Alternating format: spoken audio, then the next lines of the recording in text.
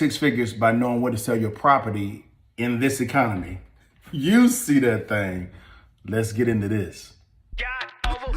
Yeah, man, that's crazy. 40 days, God, I've been Swayze. Grew the beard out, that ain't shady. That's a bird, man, I ain't baby. Talking hope out, that's so crazy. How I got a shot, raise the bean sprout up, put a crown up on her head so the boys seeing, no, that's a lady. If you ain't catch a double that time on the last rhyme, dog, I could help you. I got plenty more where that came from. When I brainstorm, I need shit. What's good, baby? It's your boy Dale. I'm back in the saddle again. Our motto is to buy, build. We already bought it already, so we already own it, free and clear. Refinance to long-term debt, cash flow. That is the motto. Cliff, man, is that a pretty strong motto, man? What do you think? Man, the model is strong. Like, you're getting each piece of the invest, right?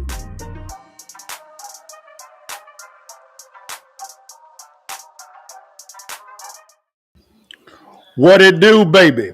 It's your partners. We back in the saddle. Cliff, what's going on, baby? How you doing, big time? Doing all right? Yeah, I'm doing good, man. I got a little malfunction going on right now. Here we go. Let's see what's going on. It's all good. It's all good, man. Is it not letting you come in? Nah. Yeah. I know you can hear me, but you can't see me for nothing, huh? No, we can't. We can't. Hold on one second. Let's bring you back. No, go ahead and log out and log back in. We got you. There we go. Y'all, hey, it is what it is. We're adjusting on the fly, y'all. What's good, baby? It's your partner looking old soul, fresh, cold, clean. We'll wait on Cliff to come on, man. But while he ain't here, look at me looking better than you. It's all good, baby. Shout out to Eternal Phase for the gift, baby. Take that damn picture for your mama now. All right, here go Cliff. Here we go. There we go. Right, yeah. There we go. Here we go, y'all. Yo, I know y'all miss me. Yes. Don't get mad at us because we look better than you. Take that damn picture for your mama now. I guess let's move forward, y'all. Cliff, baby, how was the week, man? Was it good, man? Talk to us about the week, man. How was it, man? Was it good?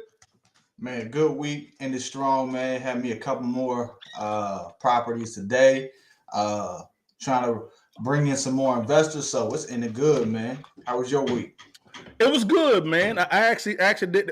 We actually began some marketing, man, for the course, and man, it's going extremely well, which is good. People are want to talk with us about our real estate course, man. So I've been doing a lot of planning on that whole thing, of course. Closing on the new construction stuff as well, man. Refinancing out a whole portfolio for us as well, also. Looking at some apartment complexes that we're acquiring as well, and also planning for another new construction in Atlanta. So I've been all over the place, man. But my question all the time is, did we get the bag? Oh, yeah. Got it this week. We got the bag, y'all. It's all good, baby. Y'all, you're going to want to listen to this one, guys, today, man, because we have a good one for you guys today. All right? So refer out to 5 people, okay? 5 people, and we do it like this, guys, and it's kind of a was it a landscaping or horizontal type of thing, so anybody can get on it because we're live streaming on all platforms, and it seems to work better this way, guys. But it's all good. You can still see it, and we still look better than you. Don't get mad at us, guys. But anyways, guys, let's move forward real quickly here. All right, guys. Well, you know what we start off with all the time. We start off with the current market conditions, and we got to bring in our partners from Valuetainment real quickly, y'all. We're gonna dive into this thing, all right? We're gonna dive in this, and this one we think it's always wise to begin looking at the current market conditions so you can know what to do with the accountable. Does that make some sense? Right. Yep. All right, man. So let's go ahead and play it, guys, real quickly. Me and Cliff are going to comment, and you're going to see how this bleeds in to our current discussion today. Here we go. Let me know. Here we go.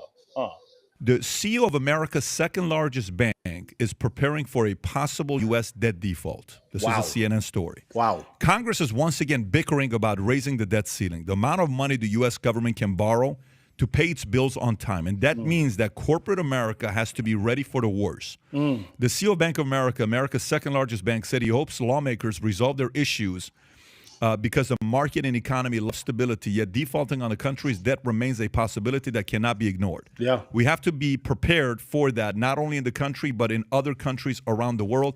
Bank of America CEO Brian Moynihan said, you hope it doesn't happen, but hope it's not a strategy, so you prepare for it. U.S. Treasury Secretary Janet Yellen has already warned Congress that the country could default on its financial obligations as soon as June if the debt ceiling is not raised before. Now, Cliff, man, this is always talked about all the time concerning the debt ceiling, right?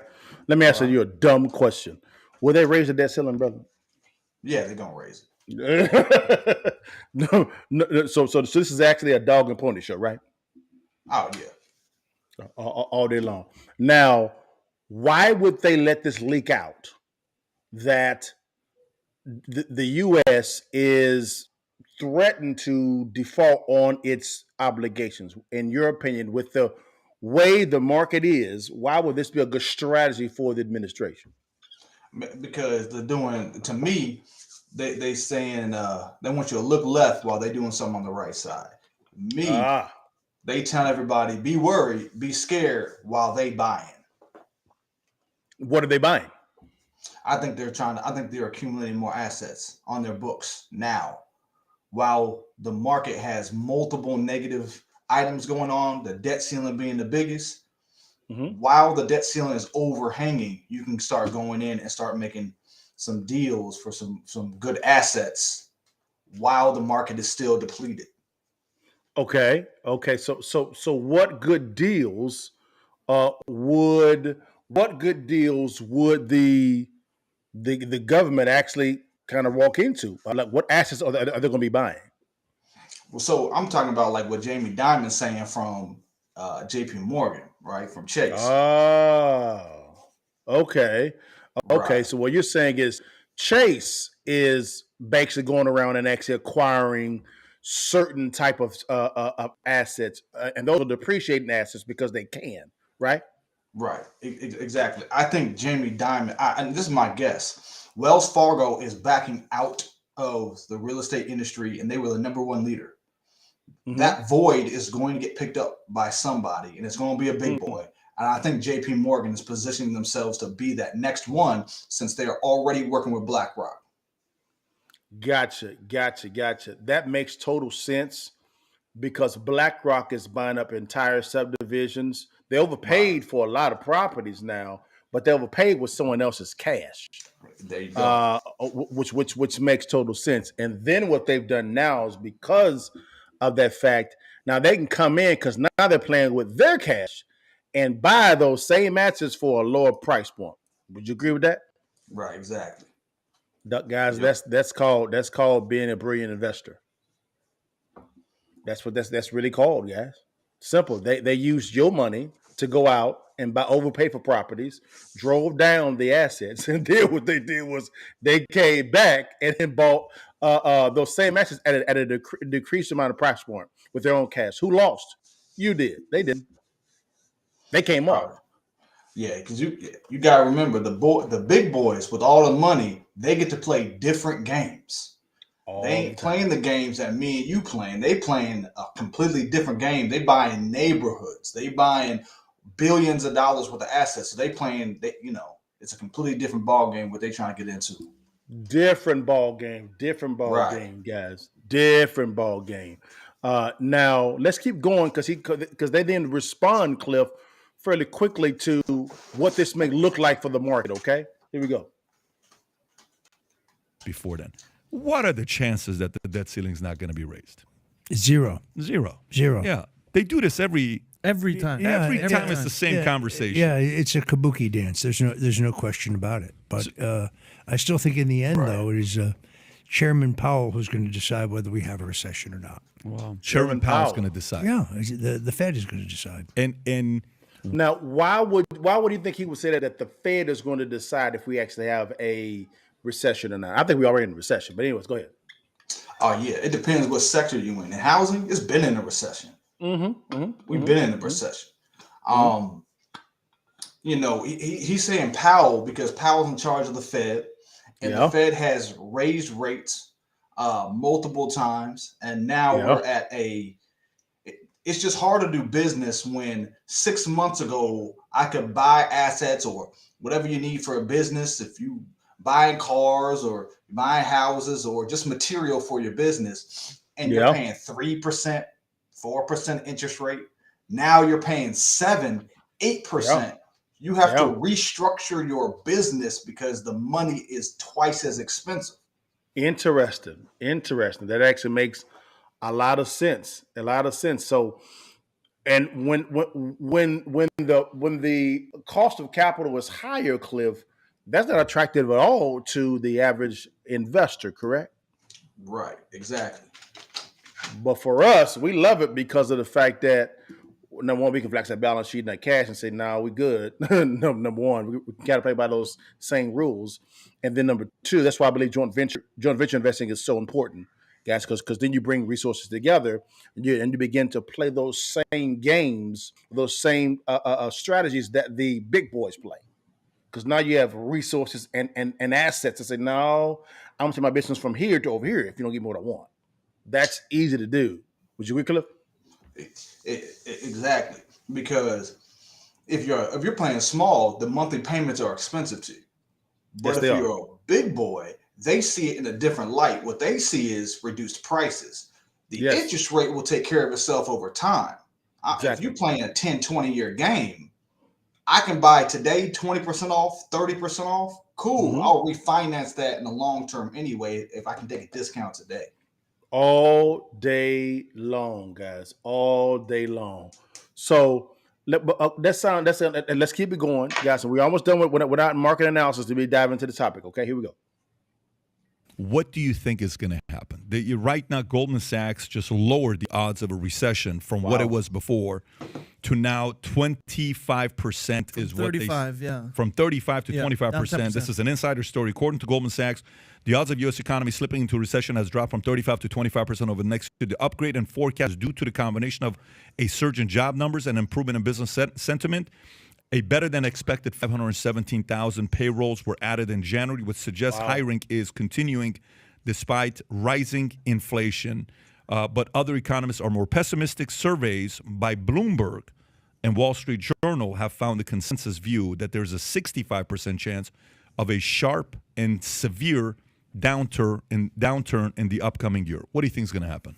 First of all, I think these things are all manipulated, of course, because I'm a conspiracy theorist. So I don't know, but you could tell from the tone of Biden's State of the Union speech that he is hoping for a soft landing. A recession would really be problematic if, in fact, he gets to run for re-election. I don't know what's going to happen. I think the odds of the recession are somewhere in between. In other words, I'm not sure they're 65%, but I'm also not sure they're 25%. I think they're somewhere in the middle. Yeah. 25, you don't think it's 25, you don't think it's 65. So if you're a betting man, would you bet on it happening this year where the announcement will be made, U.S. goes into recession? Well, first of all, they never announce it. In fact, even when you're in the recession, they deny that you're in a recession. So it's not like they... I'll say this here, and we're done with that. There was a report that actually came out, Cliff, that the Fed chairman came out and said that his goal is 2% in inflation, right? I don't think it's ever going to happen. So he says, I don't see us not. He said, I don't see us not raising the rates. In other words, I'm going to continue raising the rates until I get to that point. That's not really good news for the masses. Would you agree? No, I don't. I think what the Fed is saying and what they're doing are two different things. Okay. What is he saying and what is he doing? Because what he's saying, he's actually doing, right? Well, to me, he's talking tough, but I don't think he can do it. So here's a couple of different things, right? So Dale, you can tell me this. Who's the world's reserve currency? Well, the dollar is, of course. Right, that's us. That's the U.S. Hmm? Can other countries print the dollar? No. So when we raise our interest rates, we make the dollar strong. Because That's it's a bad the thing, reserve. though. There you go. But other countries, now what happens if our dollar gets strong, theirs gets weak. you're already starting to see, as the dollar is getting stronger, other countries folding. Well, but here's the big thing about it, though. Yeah, that may be the accurate, though, Cliff. But then you see other countries, because of what the U.S. did when they came to Russia and trying to crush that when it came to the Ukraine and Russia situation. Now they created a wild, wild west when it comes to the commodities now.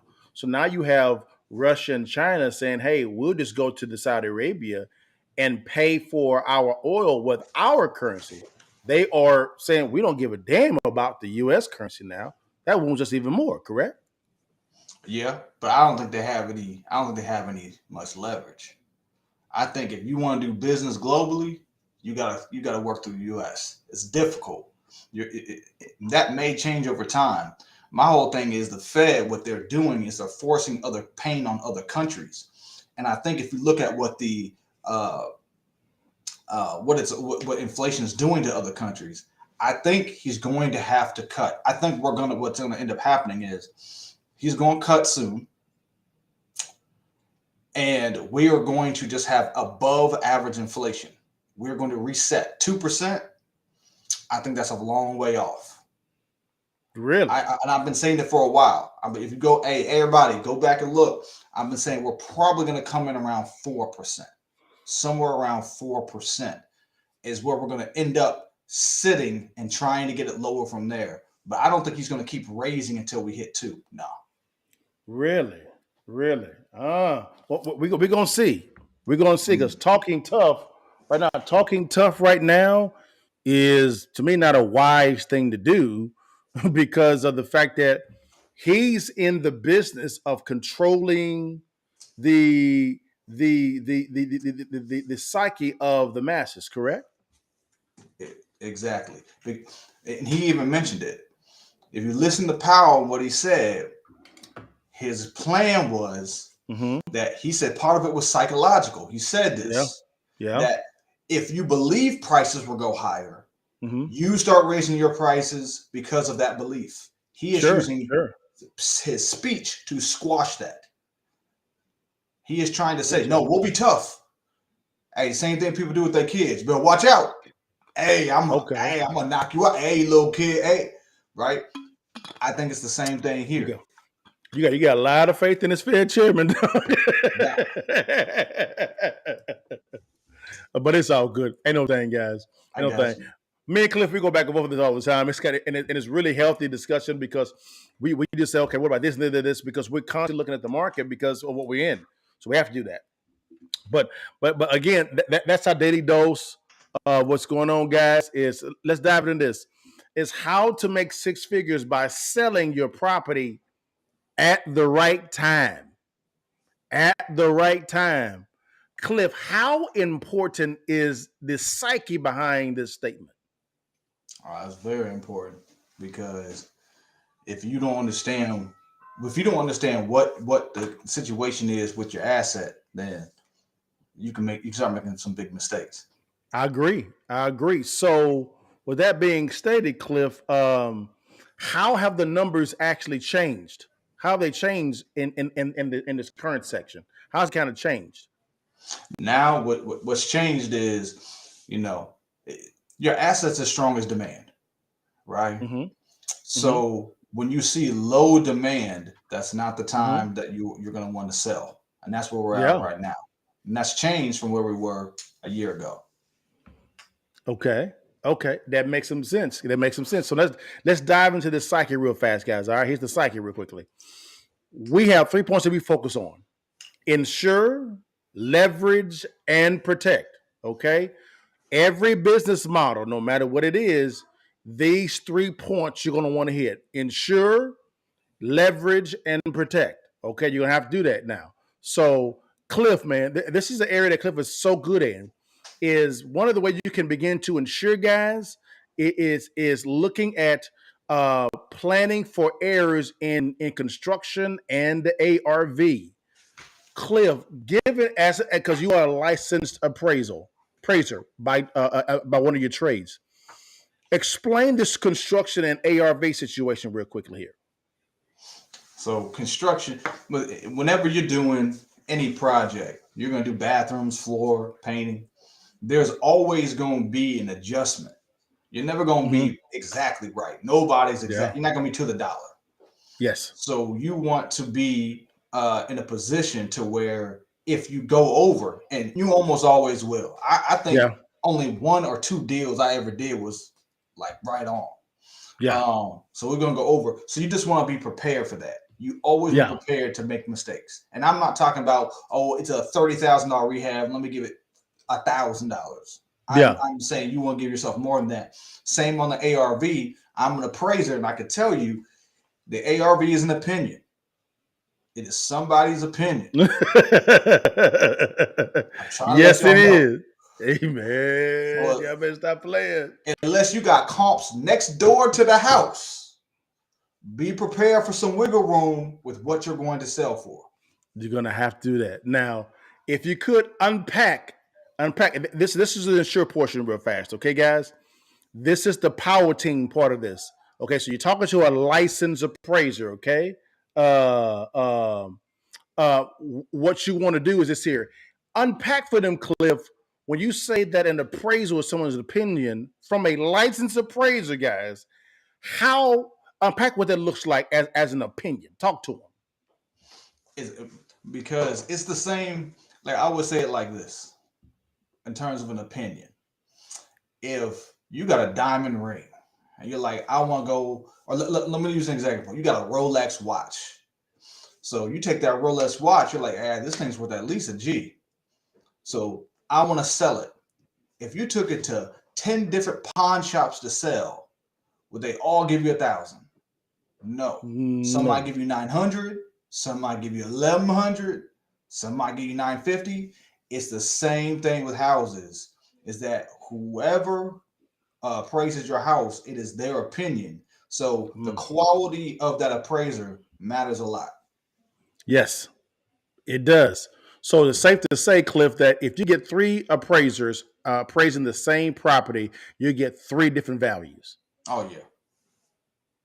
So what's a good rule of thumb for people to be able to plan for the ARV area? What's a good rule of thumb for them to begin to do? How many appraisals should they look at getting on a property as they're going into a property to acquire, and also when they exit the property? I would say what you want to do is first you have to start off with what type of project you're trying to do. My suggestion is, and if y'all paying attention, this is a big one right here. Look in the area of your property. Yes. Don't go too far, less than a mile. Yes. Try to find a property that's already rehabbed. Yes. And model it. Same paint colors, same flooring type, same bathroom type. You want to try to model that. Yeah. Because then what you're doing to the appraiser is going, look, this is exactly like this property 2 blocks over. Look at the paint colors. Look at everything else. That is going to help you determine where that value is going to sit from when that house sold. And what I would probably do is use that property as your main. Don't say it's exactly the same value, but say, hey, if this was a little bit less, it was still the deal would still work. Gotcha. So, guys, that is why it's so important to have a good power team, because who's a part of your power team? Attorneys, and the right type of attorney, asset protection attorney, and a tax attorney, CPA, a bookkeeper, an appraiser could be part of it, a good GC, depending on the area that you're in, a home inspector, things that you're going to need, players that you're going to need to ensure a successful transaction from beginning to end. Now, Cliff, let's go to the LTV real fast. And guys, we're gonna go through an example in a second, okay? A real live example. All right. And we're gonna see how that benefits you, because it's about making 6 figures here. Okay. So we're going through the psyche right now. Then we'll go through the actual sample one. So LTV in this economy, Cliff, typically when it comes to buying and flipping, because this is where it needs to be at, is typically you do 75% of, if you're going in, you get up to 75% of the ARV. That's the purchase price and the rehab budget, right? Are those numbers still a good rule of thumb in this economy? No, I wouldn't do that. Nope. Wow. Okay. Now, what would be your numbers? In this market, 65 minimum. Excuse me, my bad. Maximum 65% minus ARV, because the market right now is, because I explained earlier, there's low demand right now. So because of that, if you're flipping, you got to be prepared that there's going to be low demand when you exit. So you're saying negotiate, go adjust 10% down All day. Yep. If all day long. Yeah. And I would say that would be in a prime area, like in the DFW area. That might be a Carrollton or a Plano. That's where you probably be at 65. If you're in the outskirts, you might even want to go lower. And that's due to what? The demand? That's due to the demand. You always want to look in the area and see days on market. It's going to be an indicator of how well the market is moving. Yes. That's going to help you out a lot to determine what's going on in your area, to see how many days on market. And what you want to use is you want to find your range and start understanding why they sold where they did. You should have a fundamental understanding, because I guarantee you'll have an outlier, or some property will take 100 days to sell. Yes. Find out why. Why did that property take 100 days? Was it something to do? Had something to do with the layout of the property? It could be multiple reasons, but you want to find them outliers and start understanding what's going on in your market. I agree. Shout out to Faye and Karima on Instagram. Thank you guys for your words of wisdom there, guys. Also, real fast, because really what I'm hearing you say, Cliff, is it forces the novice investor to have to invest the time to become a more seasoned, more educated investor, correct? Right, exactly. Yep. So this whole economy, this whole scenario is forcing out the wannabes. The wannabes, to be honest with you. Oh yeah. So on the exit strategy, Cliff, exit strategy real fast. Right. As we kind of dive a little bit deeper on seasoned versus the novice investor. So all in 65%, we adjusted down 10%. So when it comes to flipping, what should they factor in? I have some thoughts as well, but I want to know your thoughts. What should people factor in when it's time to sell their property? Because this is a flipping scenario. What time of year? So real estate seasonal. So I flipped all different times, and I already know that I don't even try to flip in the winter. I try not to. If it ends up going that time, I'll rent it. And I'll go to that right off the back. Even if I'm trying to flip, if I find a good enough deal, that's a rental, because you really want to try to get in, and you're selling in, May, June, July. Those are it's probably going, if it ain't selling then, you did something wrong. Guys, and I agree with that 100% on that from a flipping standpoint. Don't be opposed to the changing your strategy. You may want to flip right now. Remember, you're all in 65%, right? You can refinance up to 75%, guys. Up to 75%. Why not graduate over to a rental scenario while you're still trying to sell it? Because a property is more attractive to an investor like myself or another investor as well if the property is already leased out. That guarantees income coming in. Begin looking at an investment like you're actually acquiring an apartment complex. What's more attractive? Occupancy, not occupancy. Would you agree, Cliff, on off base? Yeah, depending on what type of investor you are. Yes. Even me, I started off flipping and I did a good amount of flips. I've transitioned to mostly looking at trying to do rentals and buy and holds, because just as an example, I had a property that like one of my first properties I ever did. Dale, I'm gonna tell you right now, bro. I wish I would have held that. You know how much I bought it for? This is in our area. I was all in $75K. Woo! What was the value at the ARV value? At that point in time, like 125. Okay. You Okay. know, and that's where I ended up selling it for, right? Nice little 4-bedroom or 3-bedroom, 2-bath, perfect. That's When I what it looked is. up and saw that thing is worth $330, Ooh. I wish I would have held. You know what I mean? Yo, let's share it real fast. No, now you're making it hurt. Now you're making it hurt. Yeah. Let's share it with it. I'm gonna go through mine too. All right. So you were all in 75,000, right? Yep. You sold it for 125, right? Right. Yep. So you pocketed a nice amount of change. Right? 50,000. Yeah. No, it was a good little flip. Yeah. And so if that's the case now, when I watch this, be honest with you, he didn't, because half of that went to Uncle Sam. So you divide that by 2. He really pocketed 25,000. That's another lesson. All right. So Yep. now we have 75,000. How much was the value of that, Cliff? Now it's around 330. So 330, right? 330 minus here, all in 75,000, right? Ooh, look at this, y'all. $255,000. That's something. Now I'm going to. Did he fix it up? Yes, he fixed it up. Yes, he did fix it up. He did fix it up. Yes, he did fix it up. Yes, he did. I'm gonna give you one of mine, Cliff. What industry took a big hit when the pandemic actually happened? Was it the luxury or the regular SFR? Oh, luxury. Oh, yeah. I own a property in Florida. 3-story home. 3-story home. Yeah. Bought it at a good price point. Right now, guys, value is $3.25 million, right? That's the value. I was going to sell the property, right? I was all in about 2. Was it 2.1? Oh, let me go. Here we go. 3.5. Sorry about that, guys. 3.25 million. My bad.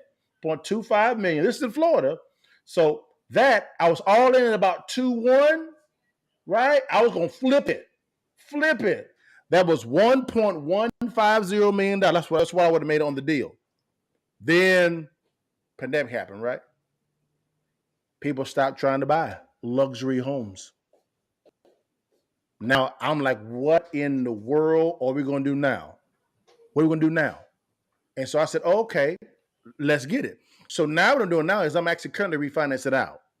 And so I'll still make a nice amount of coin on the refinance, which is great. So it'll be around like 3.25 million times. Now get this, guys. I could normally get 75%. Oh, not no more. Oh, not no more. Now we at 60%. Because remember, it's luxury homes. All right? Yep. Boom. Now I'm at 1.95. I'm all in about 2.1. I could probably get maybe 65%.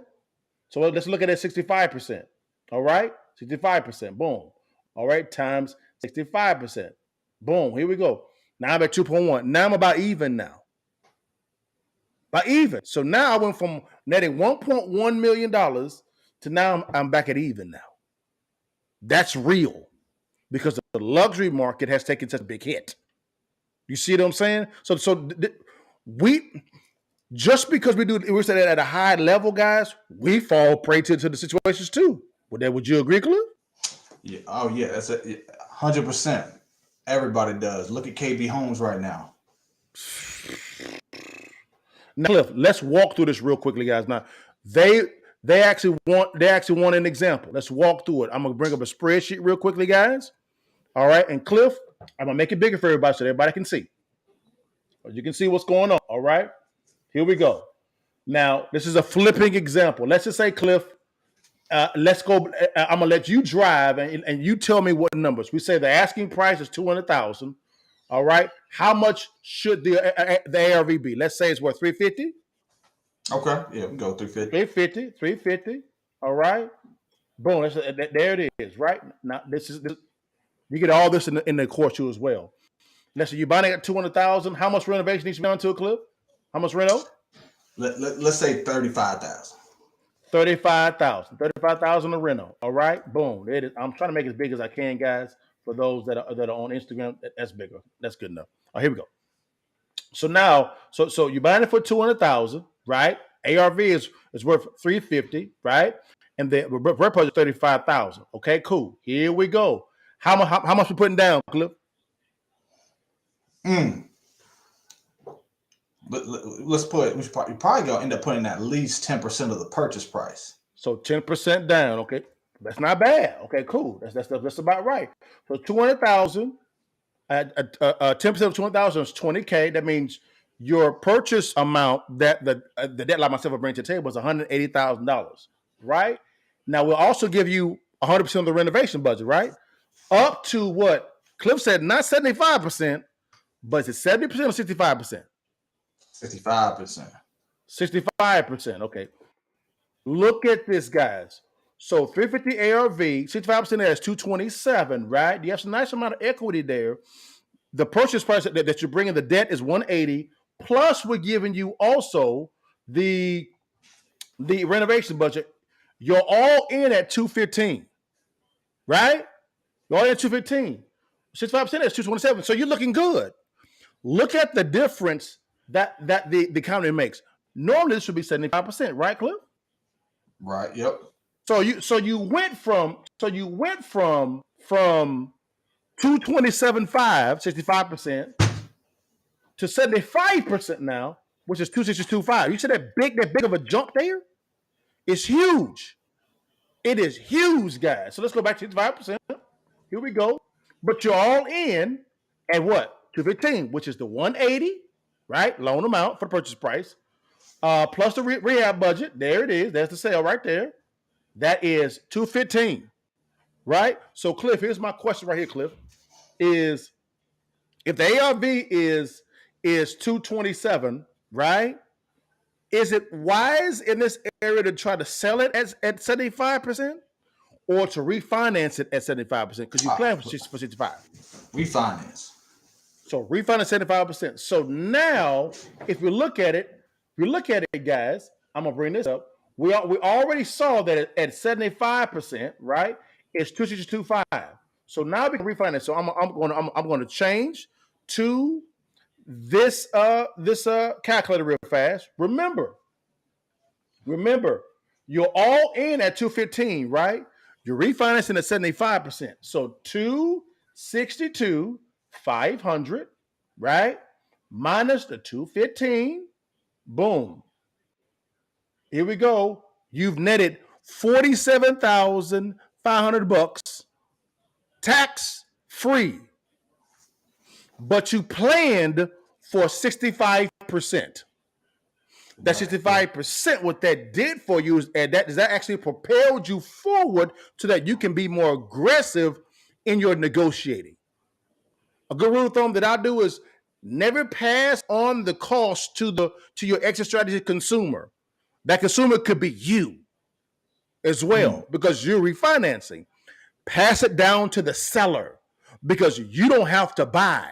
They have to sell. Does that make sense? Right. That's what I do. Cliff, does that make sense, bro? Am I off base? Yeah, that makes sense because you become your exit strategy. Yes. Oh, thank you. I'm glad you said that. If your exit strategy is just to flip before you get your money back, you're off base. Yeah. Mm-hmm. You're going to lose every time. Matter of fact, I'm going to come in and buy it from you at a discounted price point, and you're going to lose.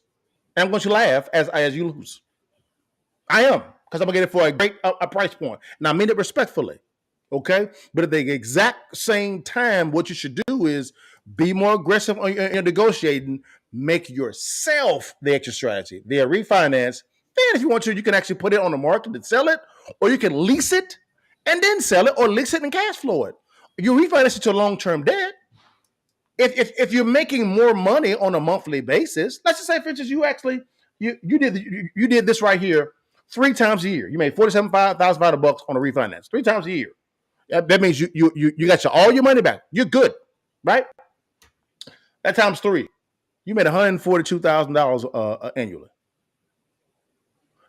tax free, because it's new debt, and you still own the properties.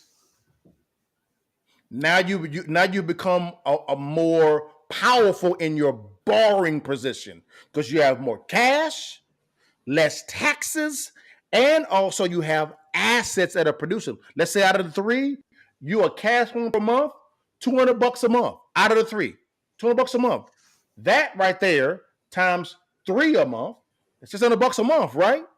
That's a net times 12. Look at this. You're bringing in $7,200 annually. And the thing about it is the lion's share of that money, when it comes to the $147,000 that you actually made, is tax-free. You're golden when it comes to joint venture partnerships. I know for me, Cliff, if I'm getting this type of return, if you bring me these type of investments from a planning standpoint, would you bring equity to a deal like this all the time, Cliff? All day.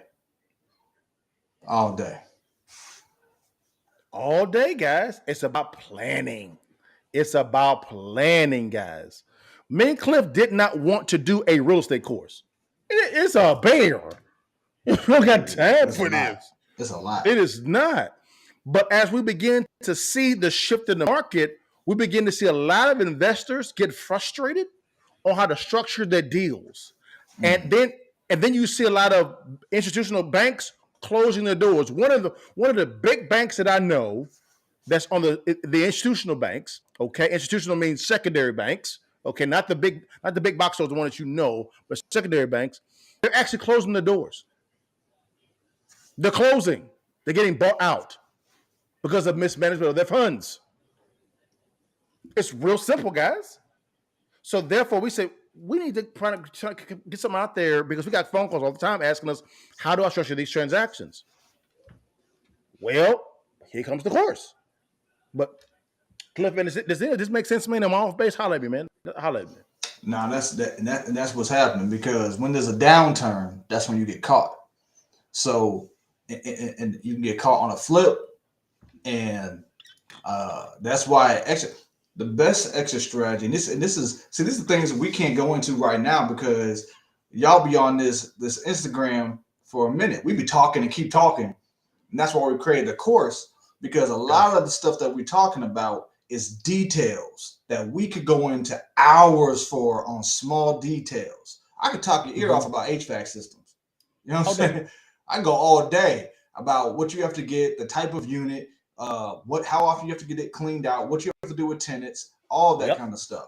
But we're just trying to give you the overview of all the details that go into being a successful real estate investor and trying to actually see if you want to flip, you want to rental, or what you're trying to do. And that's why we created the course, because we could put all the information into one area so that you can get it quickly. Exactly. If you guys can see on the screen, for those that are on other platforms besides Instagram, we have a QR code there, guys. You can scan it and take a look at it. It takes you to the page, and you see a brief kind of a presentation of the top 3 investments that strategy that's going to be very popular now, because it's realistically now and moving forward, as well as a bonus one as well. You can scan on that code, but also here is a brief marketing flyer of what you'll be able to learn at this on this course, guys. And again, it's very simple. You have buy, hold investing, buy, flipping investing, subject to investing. You may say, what that is? You learn it. Seller financing investing, joint venture investing, and much, much, much more, guys. These right here, guys. For instance, I got a phone call, Cliff, today from a good friend of mine. He's actually located in Michigan. Good friend. I'm gonna say his name Harvey. And Harvey was talking to me about a 170 unit apartment complex. And Harvey's he's out there killing it. And what happened was the individual came to him initially, and they wanted to what they wanted to do is he wanted to acquire this apartment complex. Well, the agent was kind of an a-hole toward him. So I said, just wait. Be patient. Guess who called him back 60 days later? That apartment complex. Well, the occupancy went down to from 10% down to 20%, 20%. I said, yep, it's about right. So now we begin talking about, and it needs a lot of renovation. We say, great. When it gets to 30%, we can talk. 20%, we can begin to negotiate. But if what's going on is people's leases are ending, and additional 10% came out of that whole scenario, I said, watch. Something else is going to happen. Something's going to happen right now. Watch. And what's happening is I came and said, hey, how about we negotiate a JV with the seller? Oh, now what's happening is the agent is becoming more softer to that type of scenario. Yeah. Because he has to now. So guys, I'm open to joint venturing with you. Cliff is as well also on your transactions. Karima on Instagram, she knows. I have, I think, 2 offers out with her right now on apartment complex, and the third one coming as well also. And she's beginning to see some movement on the seller side. Initially, sellers believe that, hey, my property's worth more than that. Psh, please, I ain't paying for that. No, sir. Because why? I don't have to. I don't got to. So I hope this helps everybody out, man. Cliff, you want to say anything, man, before we log off, big dog? No, man. Just the market. It's just the beginning of the year. Me, we are in the bottom. We are getting near the bottom. So what happened after 2008? We had a rally for about 10 years. Yes, we did. So if this could be like a 2008, now's the time. You got to buy when others are fearful. You have to. All I'm saying is be anxious for nothing. Be patient. True. Be patient, and don't be so married to making 100% of the profit that you make 100% of nothing. That's true. Okay. Cliff will bring me in on the deal all day long, and vice versa. Cliff, I got a deal, man, over here, man. What you got? Let's talk about it. The development we're doing in Atlanta, me, Cliff, and our team, we flew up there. We walked the land. Cliff said, this is a good deal. Let's get it. And so now we're about to acquire land. And guys, we get that land for cheap. We get it for cheap. But anyways, man, that's all I have for today, Cliff. You want to say anything, man, before we get off? No, man. Same time next week. And one last thing, guys. I'm bring this back up real quickly here, guys. On this, it is a 50% off the entire course. 50%. All we ask you to do is to DM us.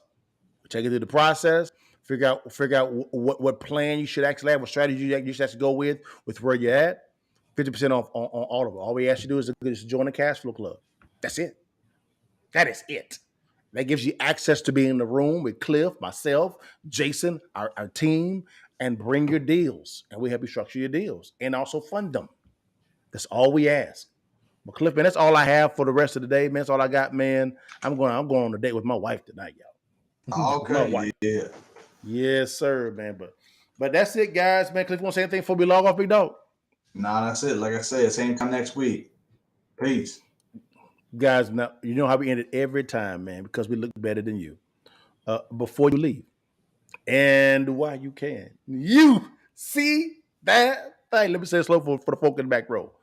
Take that damn picture and give your mama them and your cousin, sister, and auntie them, and holler at your partners. All right, y'all, man. Y'all have a good day. Peace.